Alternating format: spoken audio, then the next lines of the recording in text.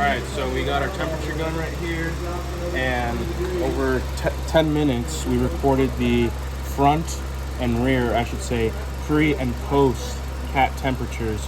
At minute 1, just to mention, I did drive this car in, so we started off a little bit hotter than usual, but at minute 1 we were at 145 degrees pre-cat, 171 degrees post-cat, and then at minute 10 we finished at 224 degrees pre-cat, 258 degrees post-cat.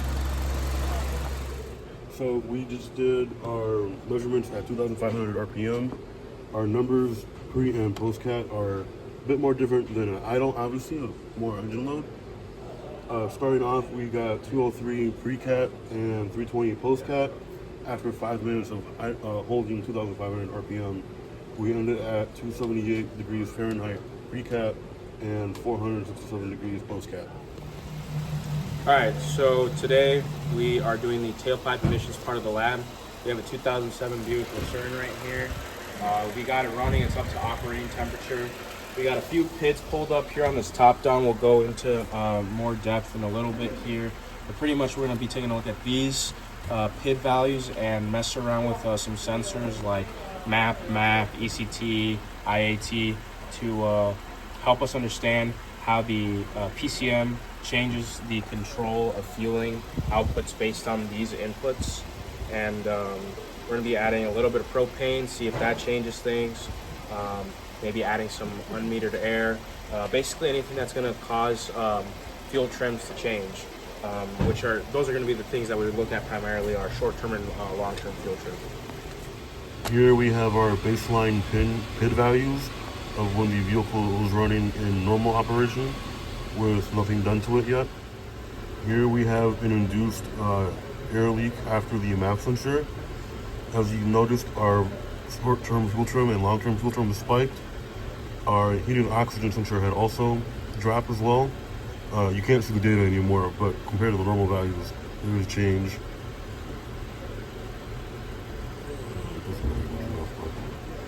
And then our manifold absolute pressure voltage also rose, and our MAP sensor dropped as well in hertz.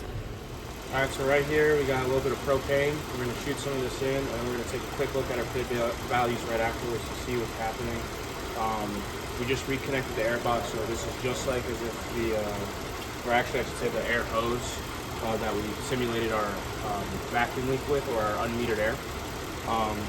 Lifting this up, do a little shot.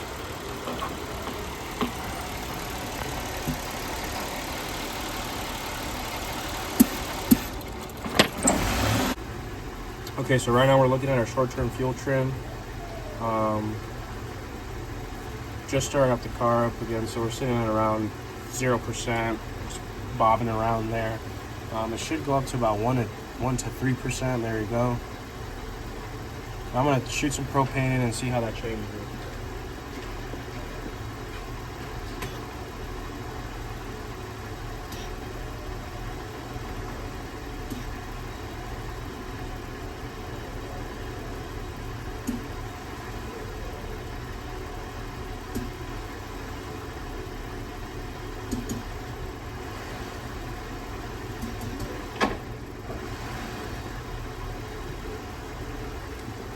So I gave it a few shots here or there,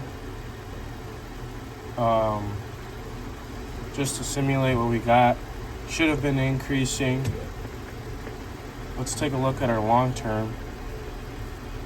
They're sitting at a little close to 10 here, and it's subsiding. Now it's coming back up, back to around that 10 mark. That's 7. It's at 7%, so it dropped down quite a bit.